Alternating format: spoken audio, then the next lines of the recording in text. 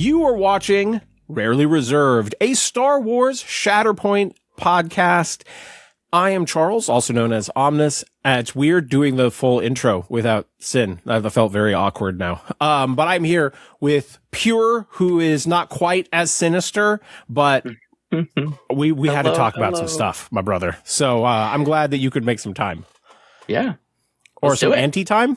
Make some anti-time? All right, well, we're going to talk about the Errata. The Errata. We're not exactly going to have a build order, so to speak. That's a StarCraft term, if you're not familiar with it, Christopher. That's I'll have to look that one up. Yeah. They have to like build their buildings in the right order that gives them like access to different troops and like special abilities and stuff. And they're trying to optimize getting to the right stuff as fast as they can. And that's kind of what we're doing here, is that we're trying to optimize and get to the coolest models as fast as we can. So I'm going to pose the first question. I want to start off fun. You read through the whole list, I assume? Yep. I'm ready. What in this list are you most excited to play? Like, if you had a game, like right now, you and Sarah Cruel are meeting up for a game. What do you think is the very first thing you're like, this is the thing I am most excited to put on the table? Okay, so I already packed my to-go box for tomorrow's game. It has Elite Squad Troopers in it. So okay. I'm gonna give those to Aiden and see what happens. Okay, interesting. Yeah. Is there a particular synergy that's on your mind, or is it just you kind of always wanted to play them in your other lists and couldn't fit them in? I've always wanted to do this Aiden Vader 1 list, but with Elite Squad Troopers, and I think we talked about it a while back, and I just couldn't make it fit because of eras, and it was like I was taking Gwarm or something in there, and it didn't quite work. And now it does, and I'm very excited to limit test that. Yes. I think Donovan mentioned he was like, he was just kind of annoyed that they got the change. He's like, I feel like I'm going to see Vader 1 Elite Squad Troopers all over the place. Probably. On the flip side, there's some Stormtrooper buffs just in general in here, and they are not Stormtroopers. So I think they have maybe more competition than they had pre-Errata, but I'm surprised, but not surprised. I completely agree with you. If their Errata was different like 6 months ago, I think you'd have seen them all the time, and now you might not, just because they're not Stormtroopers. Yeah. There's some very, very cool Stormtrooper synergies, but not talking about that just yet. I went back and forth on this. I'm going to hold to my rule. I don't get runner-ups here. I'm going to pick one thing that is the thing that I'm probably most excited about. I got to say, I think it's Sabe. I think the more I look at the Sabe card, the more I think it's just like incredibly interesting.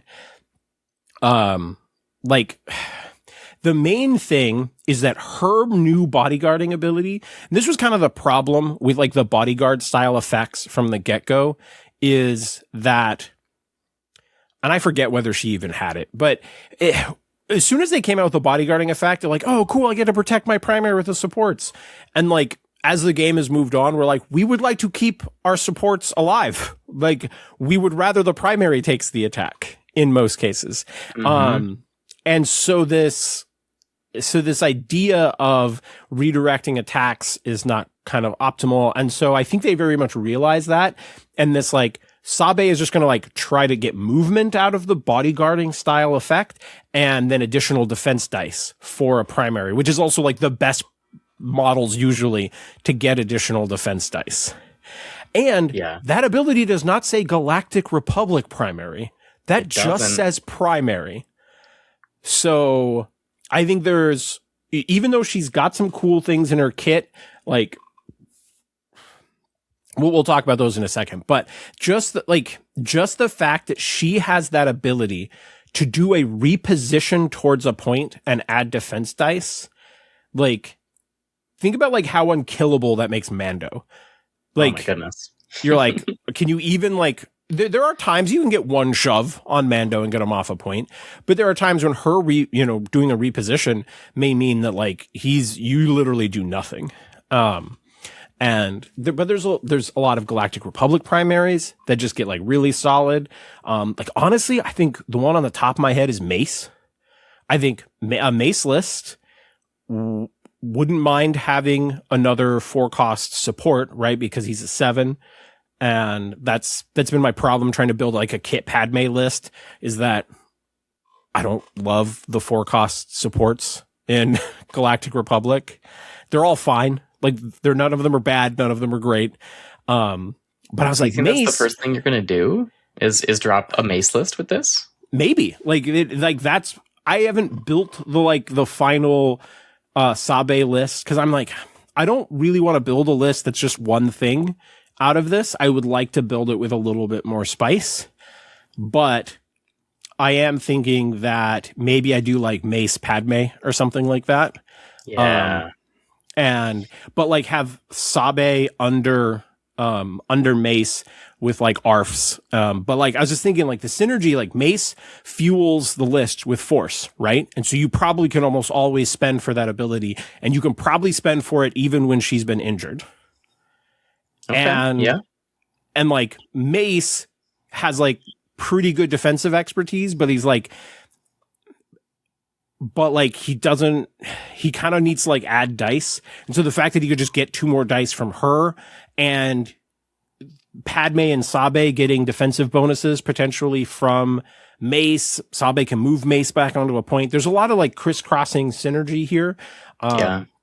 I definitely would like the list to potentially still have Padme, because I think trying out the swap, the ability so the way the ability works, if you haven't read the thing, if Sabe is within range 2 of, I believe, an active objective, when you go, I am activating my Shatterpoint card, before you choose who you're activating with it, you get to place Sabe within range 1 of a Naboo primary, which is currently just Padme, and then place Padme, or the Naboo primary, within range 1 of the objective that Sabe came from. Now, we probably need an FAQ, was what happens if you can't place Padme within range 1 of that objective? Oh, I don't know. That breaks my brain. Yeah. Because it's not range 2 of the objective, it's range 1 of the objective. Mm-hmm. And so, like, that's not crazy for you to not be able to place a model. Yeah, that's a really good point. Yeah. And so they designed it in a really nice way where you never really have to proxy, because it's like, all right, first you check Sabe's range to the objective. Are you within range 2? Cool. Then you place Sabe range 1 off of Padme. Then you pick up Padme, place her within range of the objective. But there just isn't, like, if you go, I'm doing this, and then she doesn't fit, what happens? But right. But I'm hoping that I can probably get through a couple games without that coming up. Yeah. Yeah, this ability looks super fun. I love that Sabe can do this now. It feels thematic, and honestly, it's just, I think it's probably something that many of us have wish listed something like this for her before, but not exactly like this. This is really cool. Yeah, and I think she has solid defensive expertise, not anything like crazy, but solid. She's got pretty solid ranged expertise and a good tree. So there's a lot to like about her kit just in general. And so I think she's the one that I'm most excited about. It was hard. Depending on when we recorded this, I could have varied between a few of them. I have to admit that I always thought Sabe was probably the best thing in this box. So before we got this reveal today, I probably would have said there's no way that Sabe, she just wouldn't be on my list of characters that they're going to basically completely refresh. And man, does it look really good though. Yes. Sabe's still really good. Yeah, it's a whole lot more interesting. It is. Like just kind of an overarching thought on the whole errata is I like where the design is going in general, right? Like it feels creative. And like, this was a thing that, when I interviewed Plummer at, Adepticon, and we were kind of talking about, now I'm forgetting which interview. But at some point we were talking about like Shin's design, right? Where she gets to potentially like do stuff during other turns. And we kind of just got in a conversation of like, well, they realize like sometimes you play a game and you only activate a character like once during the game. Right. They seem to be really excited about the abilities that make characters do stuff outside of their turn, like riff, right? These characters that feel like you're always thinking about them and they're more of a part of the game than you would normally expect for something like, even if you don't activate them, you feel like riff was like a constant threat and involved the whole game. I think we're seeing more designs like that. And I love that. I think that's so cool. Well, then I won't jump ahead, but I will say that I think I'm seeing a theme then. Yes, I think that this was definitely a very intentional design. All right, but I'm going to take it down a notch, and we're going to talk negative stuff for a minute. I want to talk about Boss and Cassian and how we feel about the nerfs, and do we think it genuinely like pushes them out of the meta? Which one do you want to start with? Cassian. Yeah. Okay, well, so Cassian got hit really hard, to be totally honest. Obviously, just like things that are normally in his list got nerfed, right? You got Infiltrate goes to range 2, so that affects the Rebel Commandos. There's some changes to Baze and Chirrut, right? Where they don't automatically refresh a force anymore. It does not refresh force per injured token. So at most they're refreshing one with one injured token. But they get a little bit where they're recovering conditions still, per injured token. So they're mostly as effective as they were, but they're not as force efficient as they were. So that hurts Cassian. But then Cassian got hit in 4 ways. Yeah. His sharpshooter bonus on Shatterpoint is now only 1 instead of 2. You've got it where the bomb, this town is ready to blow, only goes off when you lose a struggle. And then his revenge got hit in 2 ways.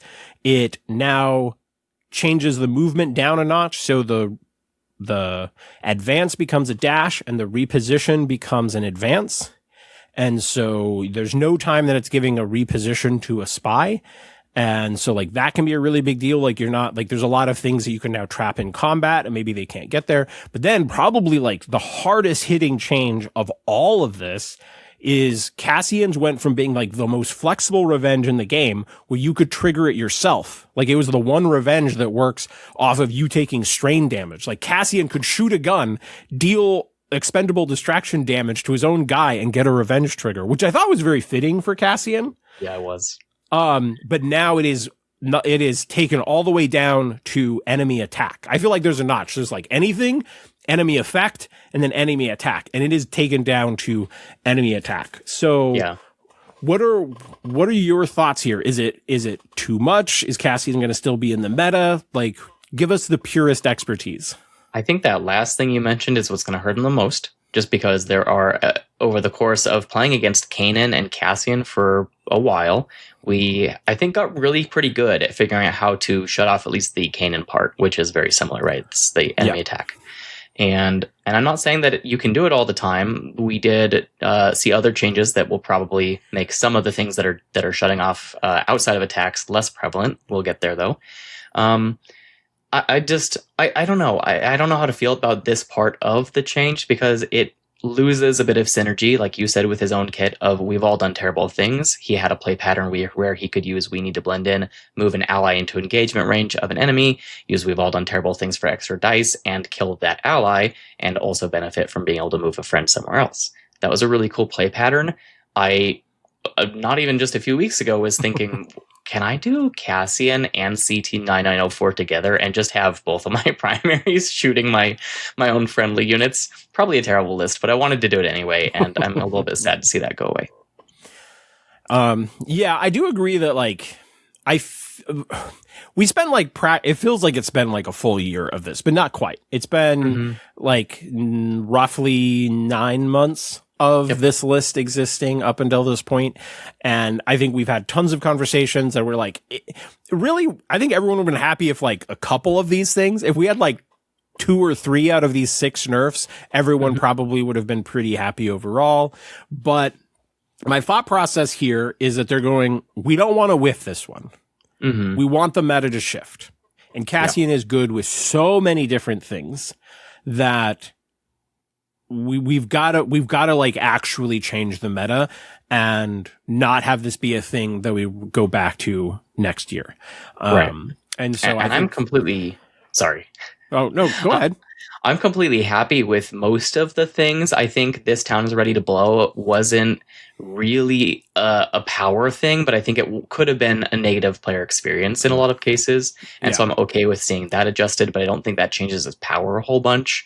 Then the other change, I think, going down to a dash is changing a lot of math for movement over the course of a game, and is very, very impactful. And then changing down some of the dice a little bit, I could understand why that is probably a good change. I just wonder if that last bit about the movement, about the revenge trigger coming from an enemy attack, I worry. We'll see.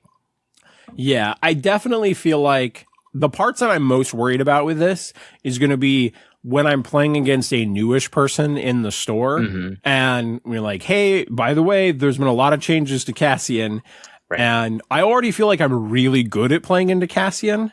And where if you just start stacking wounds and then like engage the other guys, I feel like it is not going to be that hard to get up on Cassian when you know how to play against him. And you're going to potentially make someone feel like Cassian does nothing. It's combining like extensive practice into him with these nerfs. Now, I do think there's still going to be some really good lists with Cassian in them. I think particularly with a revenge character that makes an attack, right? I think the potential to, honestly, even with Mando, I think the ability to dash Mando and then have Mando reposition or whichever order you want so that Mando can totally get up to a point. You're like, get one wound, Mando's on a point. Yeah. Right. Is still really impactful. And I think stuff with like Ahsoka or Kanan, where they're already enemy attacks, but when you can go, all right, I'm going to dash these guys and then they're going to move or jump and then make an attack on someone. I think that is still going to be really powerful because it kind of takes away a penalty a little bit from those characters. And they're pretty tanky anyway. But before Baze and Chirrut came out, my biggest complaint with Cassian was his turns felt so meh. And that's where I was like, okay, well, he's getting some of his damage from the Shatterpoint effect. He's getting some of his damage from This Town is Ready to Blow. But to be entirely honest, I don't super care. It'll be nice that if I want to play Mother Cassian or I want to play Ahsoka Cassian, I can probably do that and not feel bad about it now, which feels good. But I would say the thing I like the most about it, I feel like it's more designed to want to go with Jin. And I feel like the people at least the new people who are getting into the game, if they get the Errata card relatively quickly, I think they're still going to find that the synergies between the two boxes, because you don't feel the Baze and Chirrut force nearly as much when you're playing it with Jin, because you can spend momentum for it. Yeah. And, and I just think like some of the internal synergies between those two boxes are still going to feel really good. And like what Jin brings to the table ends up mattering maybe a bit more than what it did before. I couldn't agree more. And that's definitely a highlight. I think you can look back at some of the previous changes that they made in another errata and say, okay, they weren't trying to just say this character is not good anymore. They're trying to guide this character into a position where it's good in the right circumstance. And I think you're going to see a lot more Cassian lists that are focused with Jin, right? Because Jin helps counteract some of the other problems that you might see. Okay, the Baze and Chirrut aren't getting you the force back now. Well, then I need a more force efficient list. Jin helps you with that. Yeah. Or I'm losing the big advance on all my revenge triggers now. Well, Jin, remind me, Jin's a spy, right? Bodhi's a spy? Bodhi's a spy. Okay, I don't know if you'll take Bodhi, but the point is that you could. And PLC also a spy. So Luke, there's 3-cost Luke is a spy as well. There you go. Yeah. So I still think that Cassian is going to have a couple of really good list options. They might not be quite as open for him to build with whatever he wants, and that's okay. Yeah. What I was thinking about in my head, which I might as well just like say it, I was like, is there a world now where maybe in a Jin Cassian list you actually consider taking Han and Chewie? Like, are they close enough now? Like, obviously you lose some of the direct rebel synergies, which still matters, but they're a spy for getting like the advance off of the wound, but they're still cost a lot of force. And not quite as much synergy with like how easily they get access to a focus action, that sort of thing. But maybe there's a world where they do see play in that list. Maybe. I thought it was fine before. But maybe not the absolute best thing that you could do, because Rebel Commandos were just amazing, and they still are amazing, but they were brought down just a hair with that deploy. So maybe now it closes the gap enough that you say, yeah, I'm not going to get on that objective all the way over there on these really big maps anyway. Why not take Han and Chewie? Yeah. I mean, we could talk about the Rebel Commandos for a moment. I still think they're probably the best support in the game. I agree with you. Yeah, like, the fact that they didn't get their tree touched at all or their expertise touched at all. And like, you look at some of the other things that like they get hunker and focus just like for nothing basically. Mm-hmm. And they have they have like one of the best damage trees on like any support in the game. Yeah. I think they're really just have the weakness of they don't have great defensive expertise, but this is gonna be one of those weird things that like, I think there's going to be times that Rebel Commandos don't die now because they're a little further back, right? Because there's times where you didn't need to go the full 3 forward, and now they like maybe aren't going to be in range for some shots. Like there's going to be some times where just not putting them 3 forward is going to save their life, and they're going to be better. It's a shadow buff. Yeah. No, it's still definitely a nerf, but Rebel Commandos, I think the amount of decrease to Rebel Commando play will only be related to people not playing Rebels. Mm-hmm. Princess Leia is still going to move them a whole bunch, and they'll still get to the objectives they need. The same thing for like the Bodhi list, or if you throw Sabine in your list now for a little bit of out of activation, you're going to be fine. Yeah, I am curious with the infiltrate shift. Like one of the things that you could do with like Leia, right, where potentially like moving both of the Rebel Commandos to the middle and side objective on shifting priorities, and then having her take the other objective where you could take all 3 right away. I'm curious if that's going to fall off dramatically, where range 2 place plus dash maybe not being far enough. Maybe. Yeah. I don't know. I haven't mathed the stuff out, or, seeing like, is this going to be a thing on tables? Where that is probably going to be like the biggest hit to like some of those combo plays. But, my suspicion is we probably won't see any Cassian, for like a little bit. And then after a few months, like, by the time we get to Evergreen in August, or your guys' GT in August, I would not be surprised if we still had 1 or 2 Cassians in the top 8. Like, that would not surprise me. Yeah. I still think in the right list that he's still pretty good. Yeah.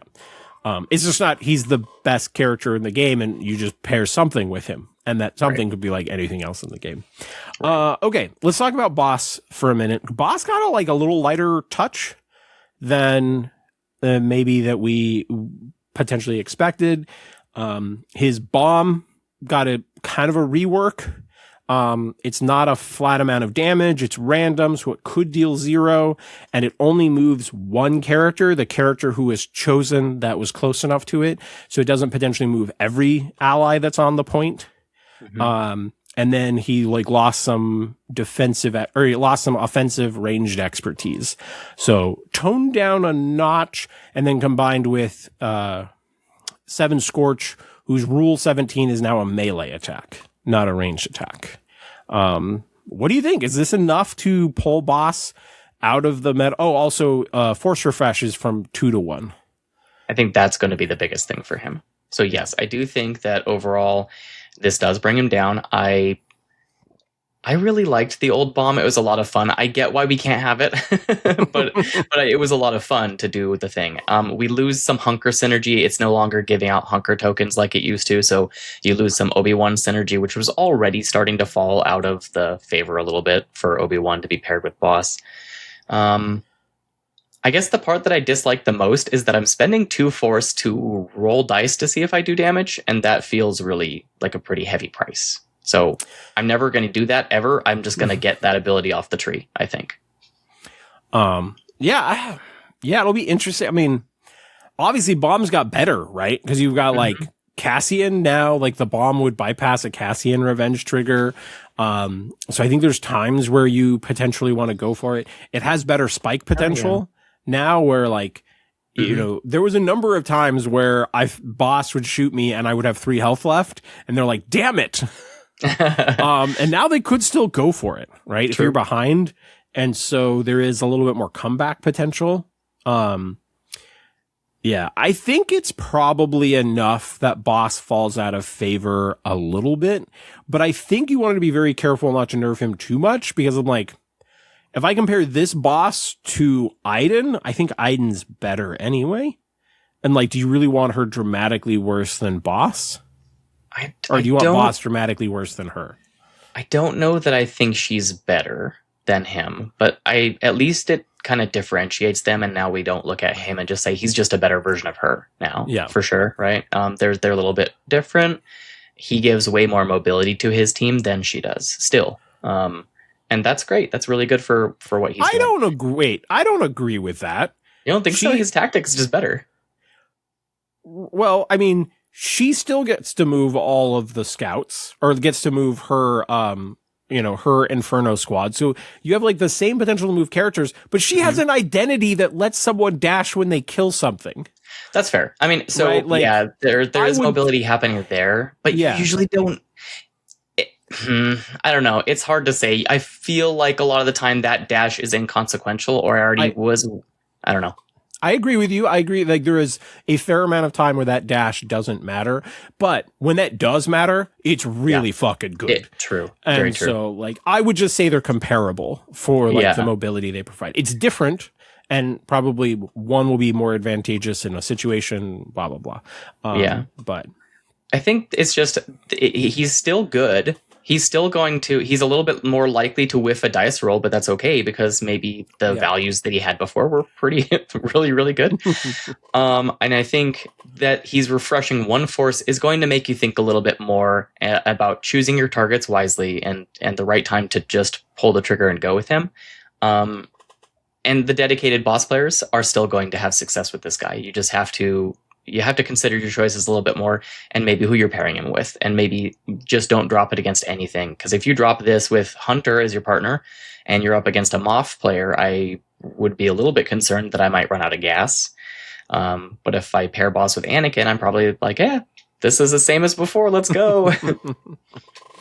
Yeah, actually, like boss Kiadi-Mundi could be really interesting. Like, I think we'll almost certainly still see boss, and there's tons of people who really like this, like the clone aesthetic, and so I'm sure we'll still see a bit of it. It'll just feel more fair. All right. Well, I gotta ask you about CT. I know it wasn't a big change. It was just giving him another era. How much does this change things for you for CT 9904? Oh, I'm still gonna try him, and I've got a couple of ideas already, but loaded question. I'm trying not to be bitter. I really, really love this character. I think that there are maybe some things on his card that don't like fundamentally make a good Shatterpoint primary. Donovan was pretty upset at me because somebody was in the store, and I was like, I think you could make a good list with any primary in the game except maybe CT 994. I think that's still probably true.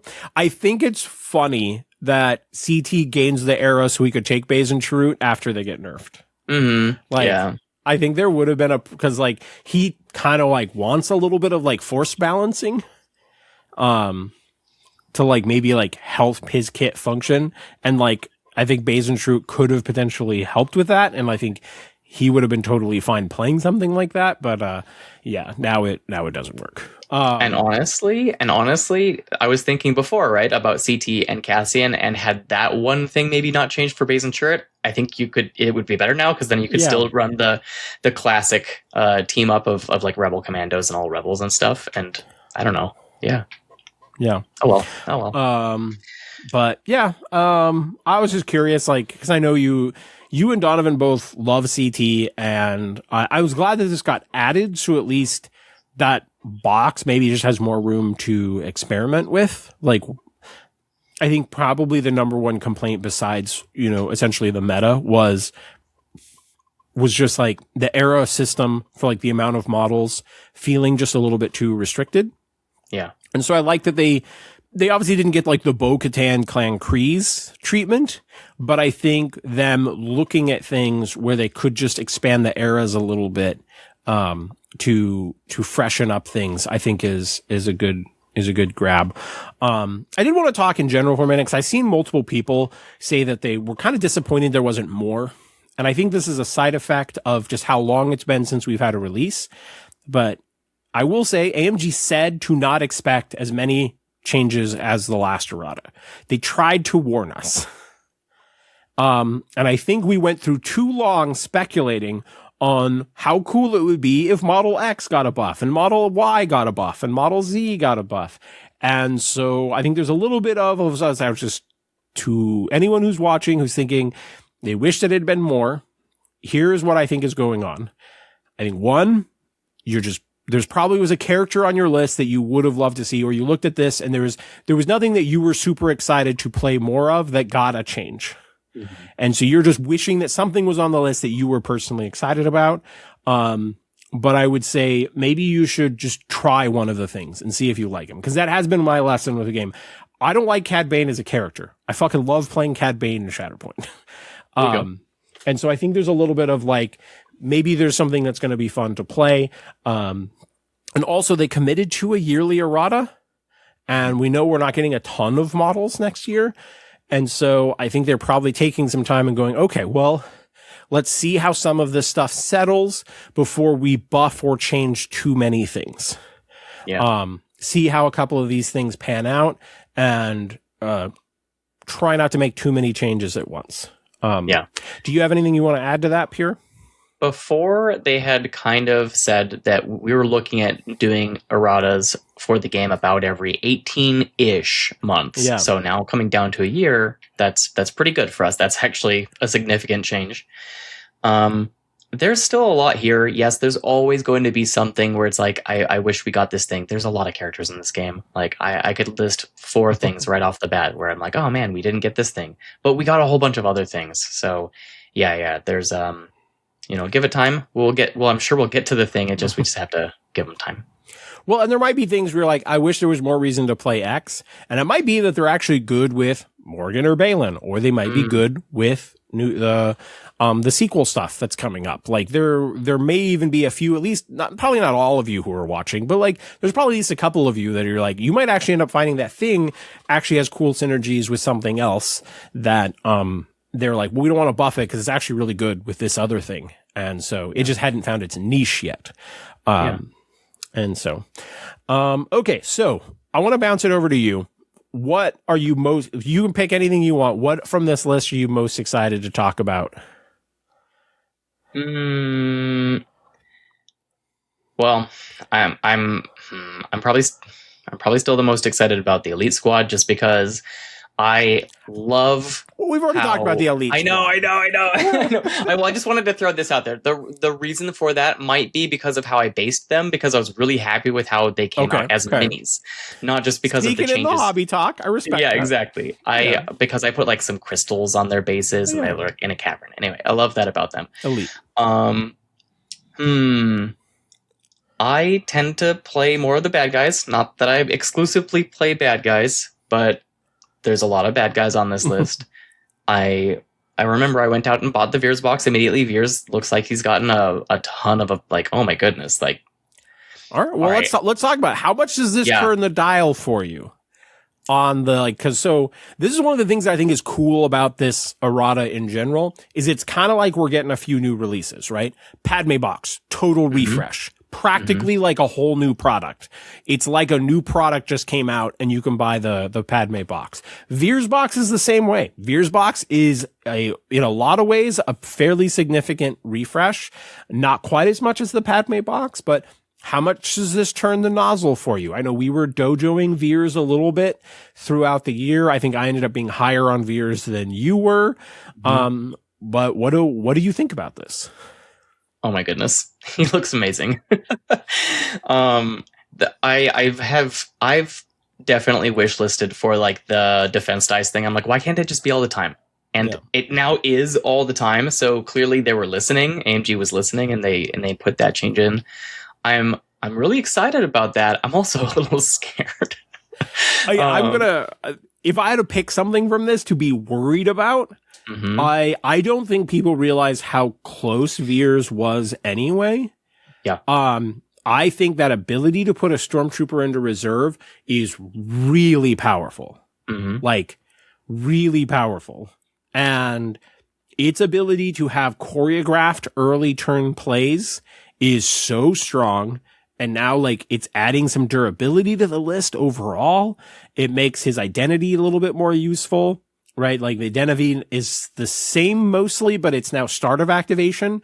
So you get to respond to where characters move and that sort of thing. And it removes the control token. And now, like, he can move both characters in the unit with his tactic, and he's 8 squad points. I think Veers is fucking awesome. The 8 squad points is honestly, like, the dice is crazy, but the 8 squad points opens up so many things that you could do with this guy. So many things. You can take Death Trooper Escort and Death Troopers. Bam.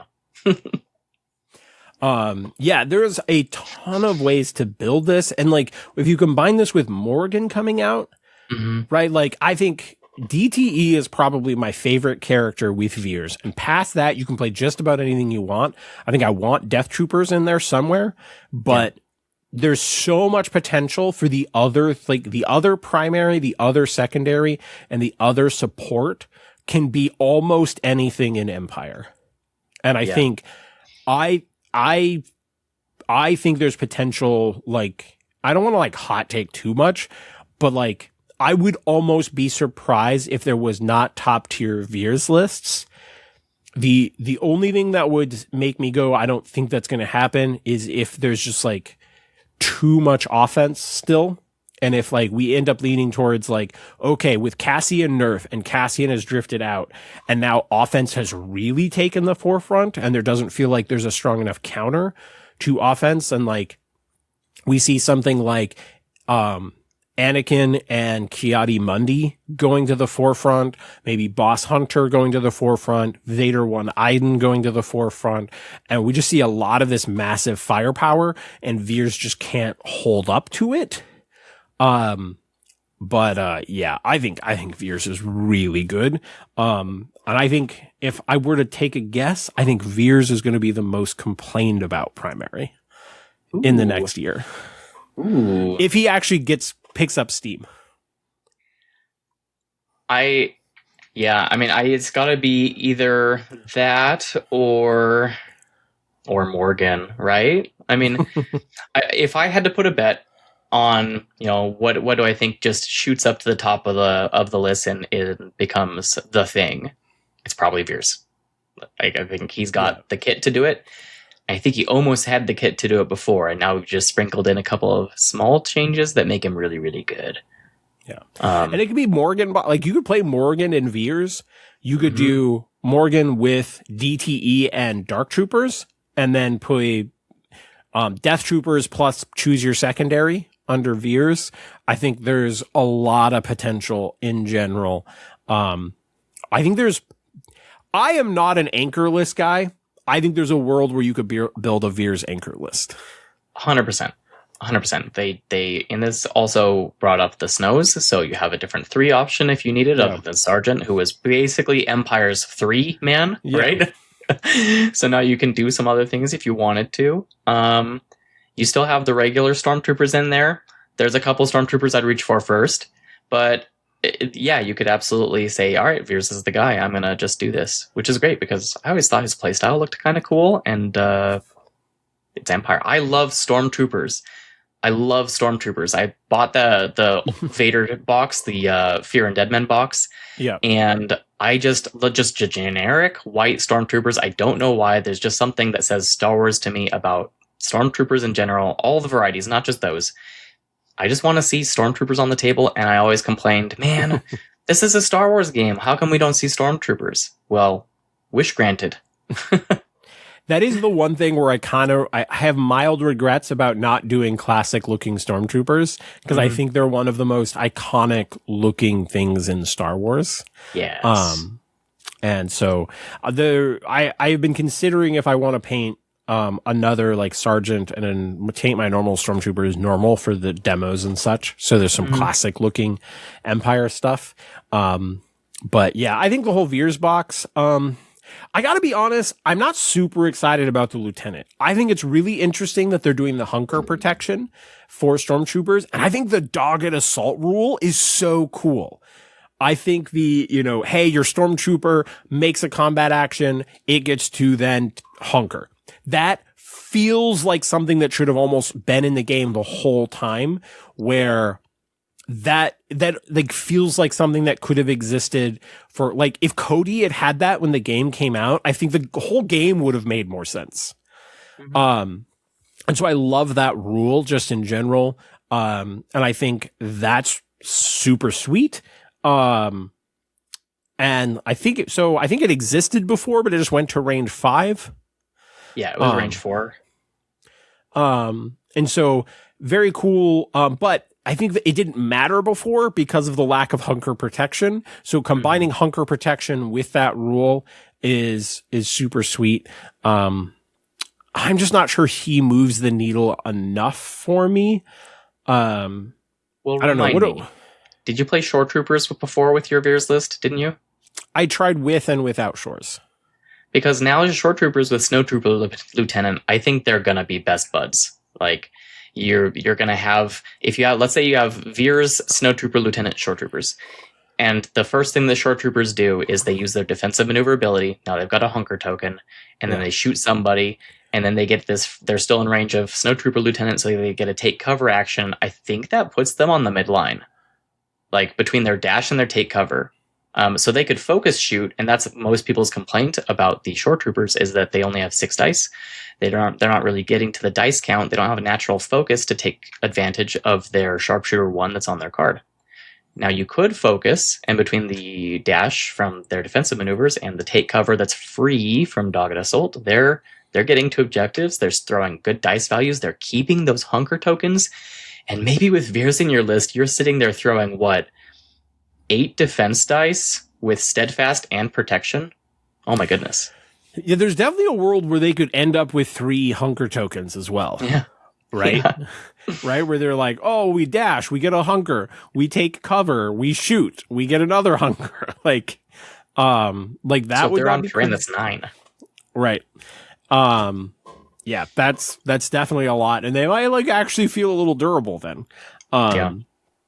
And so, yeah, I mean, there's definitely maybe a world, I'm not out.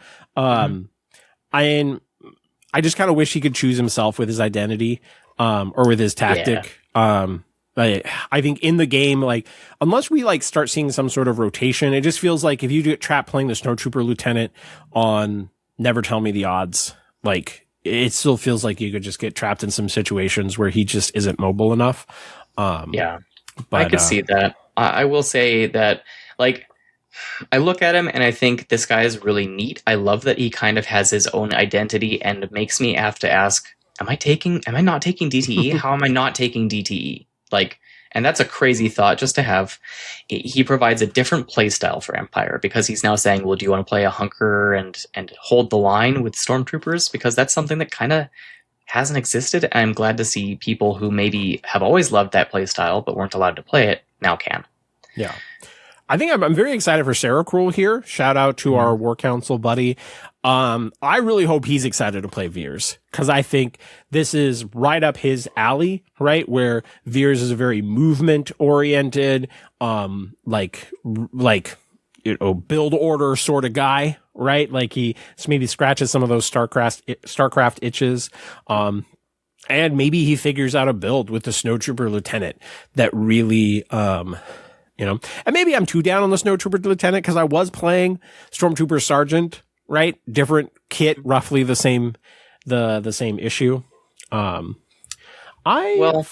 right that he is slow. You're right that he's slow. That's just a fact. But I will point out doesn't Enoch, I think, doesn't have to choose for his ability. He chooses a Night Trooper support, and then they get to, sorry, not a support, just he chooses a Night Trooper. Or, sorry, no. Enoch lets you choose a Stormtrooper, and they may dash. And if they are a Night Trooper, he may dash also. But it does not say support on there. He could dash the Snowtrooper Lieutenant. Yeah. I mean, there's plenty of things. Like Veers can dash him as well. I just wanted to check one thing because I'm willing to backtrack a little bit. Let me look at his card for just a second. Where's that lieutenant? He got an extra box added to the very back end of his tree. He's got a reposition on 3. So I think that could definitely be a thing because of the nature of Veers. You're never going to be forced to do the Stormtrooper Lieutenant right away. I think I would still, in a lot of situations, have DTE as one of the 2 secondaries, and I would often put DTE into reserve and be like, all right, I always have this great play. Or even if you're just like, I'm just putting Shores on the midline right away.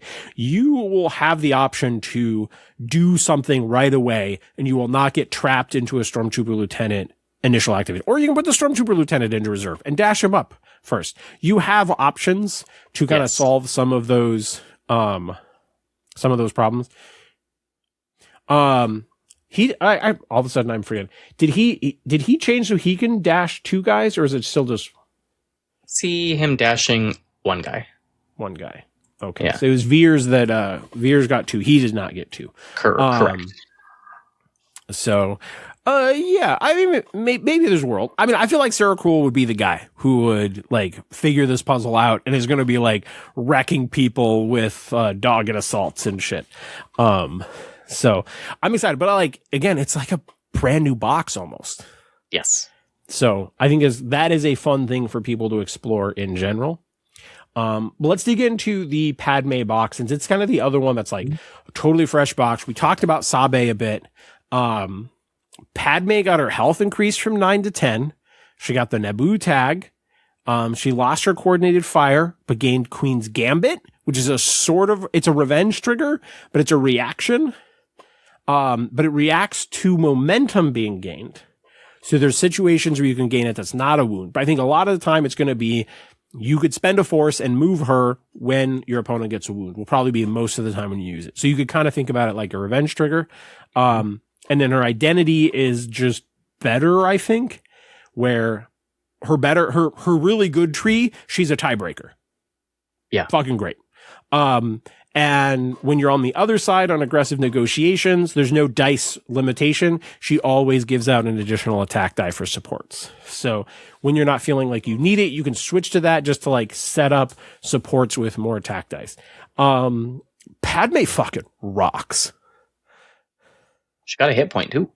I think she used to be at 9. I did say that. I said that. Oh, I'm sorry.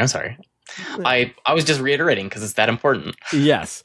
Yeah, it definitely helps. More likely that the heal part of her defensive will get to kick in because she'll be alive to, heal one back. And then the supports, the handmaidens, not a huge change. They got a shove added to their last box, and then there's a heal that swapped to a shove on the 3rd box. Otherwise, they're basically the same, if I recall. So they just got there's never anything wrong with their kit besides the fact they just couldn't shove at all. My only complaint with them is they just now fall into this hey, look at the Republic 4s that you don't want to play. Because the Republic 3s and 5s are amazing. There's a lot of options in Republic. Yeah. Yeah. But I think if you want to play that box and you want to lean on those synergies, you no longer feel bad taking them, I think. But Sabe looks like a rock star. Padme looks like a rock star. This box is really exciting. Does it get, Republic is bad guys. I mean, they put Palpatine into power, so they're bad guys. So you should be able to play Republic. I should. I actually own this box. I don't. I think I bought this box a long, long time ago, thinking I'm going to utilize this coordinated fire disarm somehow, and then I never did. Yeah. So I could do this. She looks really interesting. Yeah, I mean, Padme looks really, really good. I don't think I'll play her though because the Republic. I don't know. Republic's okay. This isn't my flavor. I'm more of the lightsabers kind of guy anyway. Yeah. But she looks really good, and I'm really happy for people that love this character and their types of characters. Yeah, I think it's super. I think it's super interesting. I think Sabe is the more interesting part of the box. But I don't think there was ever anything like real wrong with Padme. She just wasn't super exciting. She is probably one of the more complicated models to paint. Her dress is very detailed. But I like her. I like her whole kit. Her being the tiebreaker for Republic. Obviously, like Fixer is as well. But I think that makes a ton of sense for her. I'm just excited about this box in general, and there's some cool directions to go with it. I assembled Sabe and Handmaidens today. Did you? They are primed. Yes. But early in the day or later in the day? Did you already see this? I mean, it was after the Errata came out. Okay. I mean, because you could have just been really excited if you started before the Errata came out, and then a couple hours later. It was more exciting than what I expected. So I was like, all right, I think, well, it's also, I learned last year with the Errata around the same time that I think the first thing I did was play New Ahsoka. And the only part I was disappointed with is that I played New Ahsoka with like 5 models that I already played, and she was only like a light change. And I was a little disappointed that I didn't do something more exciting and more fresh for my first game post Errata. And so I'm trying to learn from that lesson and embrace that I don't want to just like stick one model in an existing unit or in an existing team that I've already played a ton, because I don't think that will be exciting enough for me. Okay, so you're going to take the Padme box and you're going to put this with Maul and you're just going to run it. No, but I'm trying to figure out what's got the right mix, but I want to build a good team too. I think we got to get in Kit Fisto before we wrap this, because he was one of the other ones. Like him, Padme, and Sabe were the top of my list for like how exciting they are. I think Veers is really good, but I don't think Veers changed in any exciting way. He just got like he got some quality of life. Kit Fisto looks like he could be one of the most unique characters in the game to play. I'm just going to throw in there, I wrote up like a text version of a changelog because I know some people weren't able to take a look at the PDF when the Errata was put out there. I shared it to Sin, by the way. No, did you? I was like, I thought this might be easy for her to see the changes. Yeah. Well, good. One thing that I just wanted to note is that Kit Fisto, I didn't write anything other than like, this is just a totally new card.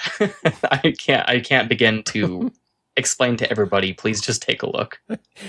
I thought it would have been funny if you just put in Stan's card did not change, still has force speed, read the rest. That would have worked too. Yeah. By the way, so watchers, Sin is recovering well from surgery. I don't want to like violate HIPAA rules and such. But as far as I've heard so far, she's totally on the mend. Everything looks good. Surgery went well.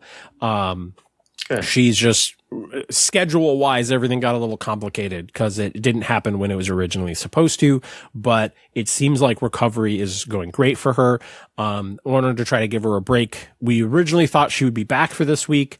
But she's like, the surgery got pushed out like 2 weeks. So, anyway, she very much liked, the Padawan's now sexy. And, what was the other,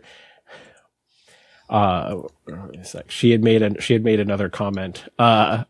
Sabe can fly, lol. I like the Cassian rework.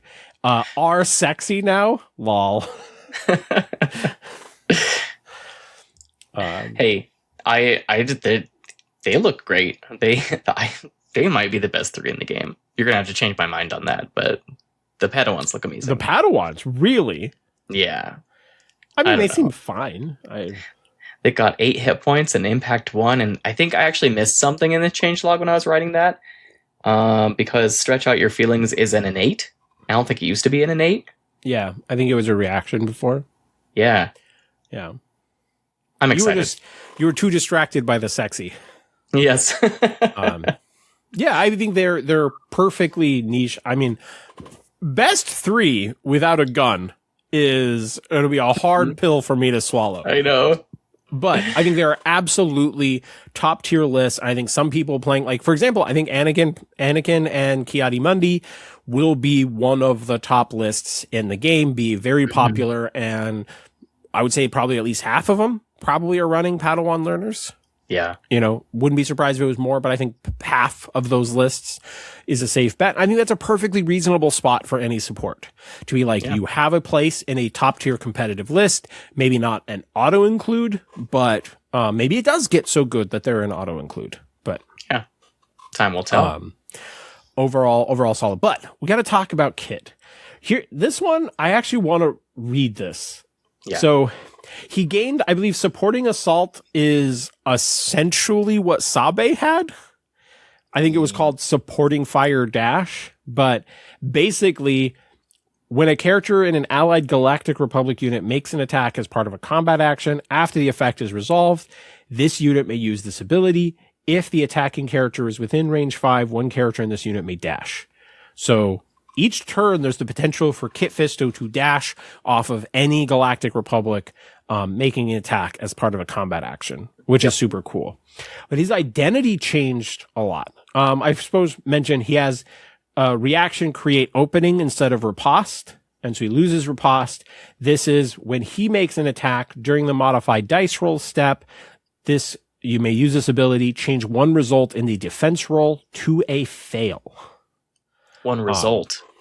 Not one block. Yes. That could make a world of difference depending on who you're up against. Yes. Removing an expertise could be huge. Yeah.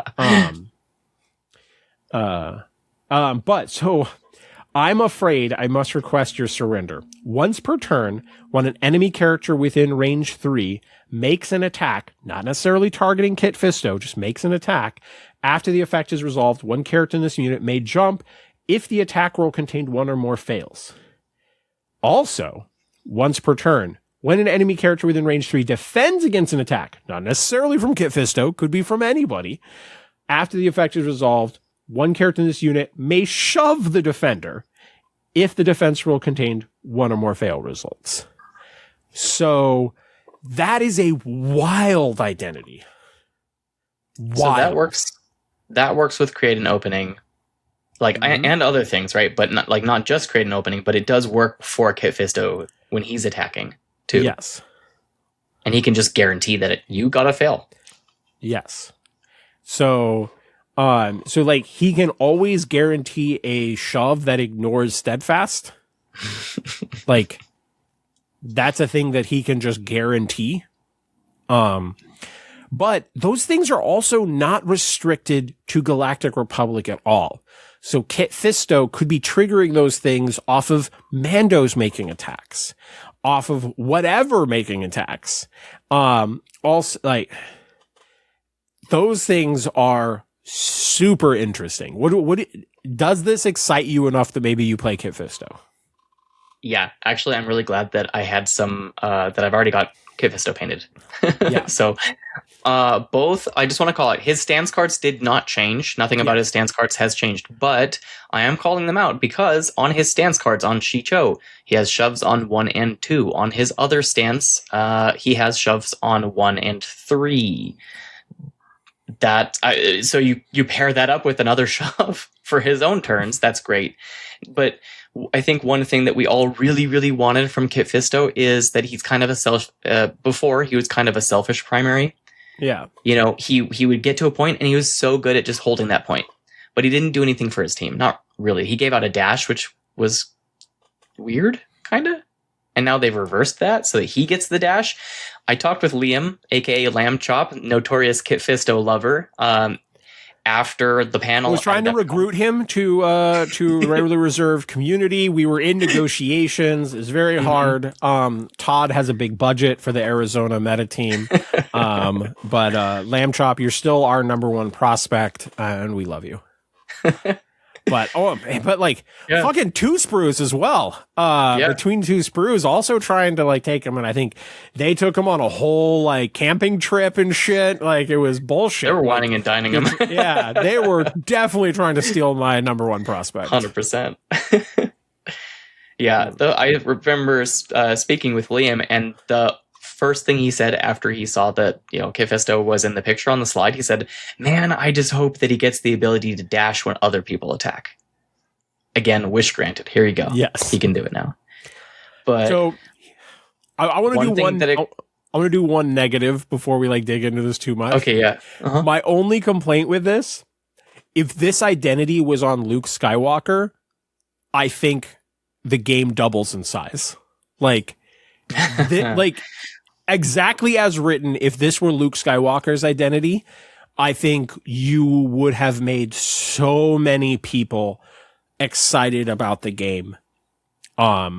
Just look at that and like, don't tell me that wouldn't excite Luke Skywalker players. For me personally, I think it's more interesting on Kit Fisto. I don't give a fuck about Luke. But for growing a game that's like became a specialist game, that part was be the only sad part. This is such a cool concept. I agree.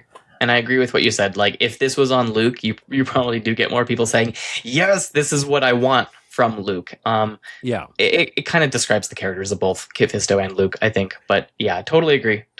Luke players would have loved that for him. Luke's still fine. But yeah, this is a cool ability.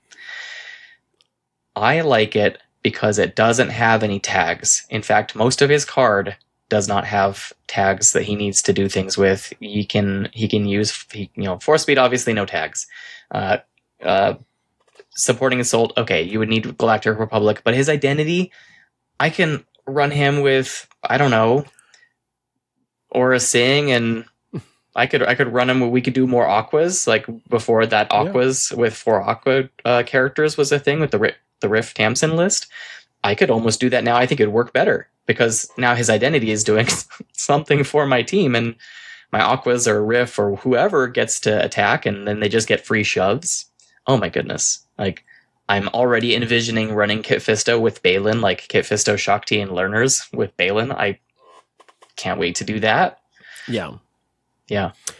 This is exciting. I think it was between him and Sabe for who I was most excited about. I'll be totally honest. When I'm hoping, I'm going to say this, even though I think I'm worried that Two Sprues will steal my idea. I want to get in some games with Kit, and I'm hoping to get in some games with Kit early, and then maybe poke Lamb Chop and see if he wants to do an episode with me as like a deep dive on Kit in this new world. Because I do think he's really exciting. And he was one when I did my hobbying for him, because I didn't want to have him jumping off that helmet. Yeah. And so I had him jumping off a piece of, it was actually a Hydra gun from MCP, but I had it like stuck into the ground. It doesn't really look like a gun. It just looks like a piece of technology, but I have him kicking off of that. It ended up looking way more dope than what I thought it was going to look like. And so I'm definitely want to bust him out. And he just seems like he's gonna be really exciting to play. Like, you're gonna be constantly looking for like cool ways to utilize that, that whole kit. And I think there's a lot of good things to put under him. I think by a default, you could probably run Kit, Pawns, 7 Scorch and run that as an anchor and play it with a whole bunch of different shit, Yeah, he's exciting. He's one of the most exciting things in this. I was not expecting to be this excited about Kit Fisto. Yeah. 100%. Yeah. Okay. Anything else that we, let's talk about, the battle droids real quick. Okay. Yeah.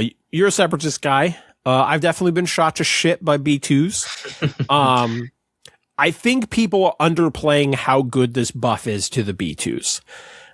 It's a small buff. It's just basically if they're within range 3, they get to reroll 2 attack dice. not just reroll fails, so reroll whatever die face they want. And it's on attacks that are outside of combat action as well. So Grievous can give them a 5 dice attack and then they can reroll 2 dice. I think this is going to be way more impactful than the gut reaction from people. What do you think? Yeah, I agree. It will. Like, it's really hard to make of it. I don't know. It's really hard to look at that and say, yes, this fixes B2s, because humans are not good at being calculators. We're not. That's why we have calculators that we refer to all the time for dice math and all sorts of stuff, right? I think it's going to up the B2's damage output probably considerably. And it's free. It's an innate. This is going to trigger. You have to be within range 3, so you are going to have to work for it. But if you're within range 3, you're just making these guys reliable. And guess who attacks a whole bunch? Battle droids. Yes. And the fact that it works on the random attacks that are granted by Kraken and Kalani, the attacks from like the Dooku Revenge trigger, like there's so many layers to this here. And there was they weren't fundamentally a bad unit. They just have kind of meh expertise. Yeah. Is really their only issue. Everything else on them is totally solid. And so I think this reroll, and we don't have a ton of rerolls in the game, but it not being combat action is huge. I would agree with the general Discord assessment if it had been combat action only. Yeah. But we got a guy, Pat, who's fairly new, but he's won events for MCP. His first boxes that he picked up were Grievous and Riff. I feel like that gets a whole lot scarier. Yeah. And because it's not a reaction either, so it works with Riptide dice. Right? And so, oh man. Yeah. They have so many stacking things now on the B2s that is just going to add up to they're just putting out damage, because Saturation Fire is a different triggering time from the Riptide ability, so you can stack Riptide, Saturation Fire, Close Range Annihilation, and the Kalani die. Yeah. And now that's just a lot. Man, yeah, it's going to be hard. Separatists are in this weird thing where they're just what if we just keep adding dice to Separatists? Mm-hmm. And at some point, there's got to be a threshold. You give them enough dice, it's going to be good. Right. And if that wasn't enough, Riff jumps in afterward. Yes. But yeah, I think I think more people are going to be more willing to try out the Aqua Droids, which I think got unfairly maligned. Just because they were not Bajan Chirrut and Seven Scorch. I have genuinely enjoyed every single game I've played with Aqua Droids, and I felt like they did good work on basically every activation that I ever had with them. Often Shatterpointed them. I like Aqua Droids a lot. And now that Seven Scorch took a small hit, Bajan Chirrut took a more significant hit, they're going to feel better by comparison. And now with the B2s going up this notch, I foresee me getting shot off the table by some fucking battle droids, and I'm not looking forward to it. Yeah. The one problem that I see, and this is not really a problem, is that I don't know how I'm going to make this list work with my 3 droids and the Magnus. Yeah. But I'm a lot more excited about the other droids, to be honest. So you're more excited about the B1s? Yes. Yeah, I'm interested. This is probably the hardest one for me to gauge, before playing it. Because obviously there's been a lot of times where I'm I just kill the B1s and then they don't matter. And then there's been a ton of times where I've played Separatists and I felt like the problem with Separatists was I have so many ways to move droids and I don't have any droids that are alive. Yeah. And so just having a droid that's alive is a big deal, because it's really easy for Separatists to end up in a situation where I have cool movement, but it only affects droids and there's no droids that are alive. Exactly. The Separatists' problem before was that Separatists teach you how to play Shatterpoint against someone. They teach you the best thing that you're going to do, because if you don't want to incur the wrath of Dooku's revenge trigger, is to kill the supports. That turns out just to be a good play pattern in Star Wars Yes. Shatterpoint. And so you kill the supports, and you're just already doing a good thing. Now we have the B1s who have this new ability called Countless, which lets them just wake back up after you've killed them. It is a reactive, so it will cost you force. When I played B1s, I felt like I had tons of force. They don't spend anything. Now that I have a way to spend some of that force with them. So let's say that I put the Magna Guard aside, which I will begrudgingly do because I actually still really like how the Magna Guard play with Dooku. But I'm going to put them aside for just a moment, and let's just slot the B1s under Dooku. And we, I don't know, have Crack in there or something, right? This ability, and now the B1s did lose a hit point, they gained a stamina. So they can die 3 times, still be on the table. That's important because if you're going to basically create a target. So can't they die more than 3 times? Yeah, I mean, I guess so. They're going to, if they don't activate, and they do have the ability to shuffle them to the bottom of the deck. Right, they don't have the reserve restriction that like Paz has or Zeb has. So like if you get to a fresh shuffle, you can spend 4 force or whatever and just like put another injured token on them and put them at the bottom of the deck. Like, they might not, like, they might still leave the table. There might really hit a point where you just can't afford it unless you're playing Dooku. But, like, you can keep them alive. Like, you can really make them feel like they just don't go away. Yeah. And here were my first thoughts, like, because I did go through a little bit of a roller coaster when I saw the B1s. That was, I see the B1s and I think, okay, well, they still don't have the best defensive expertise or the defense dice profile. They'll still just get shoved off of objectives. Why do I care if they're alive but not on objectives? Okay, so that's the first reaction that I had was, I don't know if this is doing anything for me. If I sit there and think about it, it kind of comes back to one point that you mentioned, which was they will be alive. Separatists have a lot of out-of-activation movement for things. So if I just bring them back to being alive, I can then move them back onto an objective a turn later and retake an objective where that just wasn't an option before because they were dead until I saw them again. So there's that. Also, I think this, and this is the thing that intrigues me the most, drives you to play in a different manner of how you'd play a support. Normally with supports, you want to split up, take 2 different points. We love our 2-body activations because we can flip a lot of objectives. Yep. One thing about the B1s, they have this ability called Combat AI Protocols, and it kind of incentivizes your B1s to be close to each other because they both need to be in range 4 of the target for that to trigger. So you already had that. You didn't normally want to be splitting them across the map. But on top of that, if I take these 2 B1s and I take 1 objective, just 1, there I stack them both onto 1 objective. So I'm knowingly saying my support's only taking 1 spot. And by doing so, I have basically told my opponent his 2-action support is also only going to take 1 spot if he wants this from me, because I can wake back up. So you're probably not going to kill them. And it's unlikely that you're going to get a bunch of shoves to shove both of my B1s off this objective, so one of your 2 bodies can come over and take it from me. So if I stack them both on 1 objective, I'm kind of forcing my opponent into a play pattern where they can probably also only flip 1 objective with their supports. I think this is really interesting. I will also say I have from the very beginning of the game been very down on B1s. I've always thought of them as a trash support. Now, post Riftbox, I don't think that's true anyway. I remember playing just like a silly casual game. And I was playing Asajj with Nas and Aquas because I wanted them on the side with Asajj. And then I played, Riff with Nadar and B1s. And I was way surprised at how much work the B1s did with Riptide dice. It felt like they were hitting really key numbers. Man.